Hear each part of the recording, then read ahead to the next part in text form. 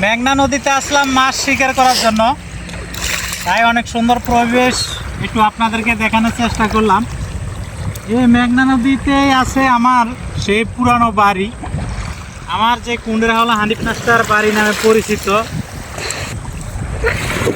তো এখানে মেঘনা নদীতে আমার বাড়ি হানিফ মাস্টার বাড়ি নামে পরিচিত কুন্ডেরহাওলা গ্রামে। সেই বাড়িটি ভাঙে গেছে গত 10 বছর আগে। সেই বাড়িটি ভেঙে গেছে 10 বছর আগে আনুমানিক। আল্লাহ পাকে জায়গা জমির মালিক আল্লাহ পাক বাড়ি দিয়েছে, আবার আল্লাহ পাকে নিয়ে গেছে। কিন্তু এখন আল্লাহ পাক আবার আরেক জায়গায় বাড়ি দিছে, একান্তে নিয়ে গেছে আল্লাহ, আরও 2 জায়গায় দিয়ে দিছে। সবে আল্লাহর শুকরিয়া।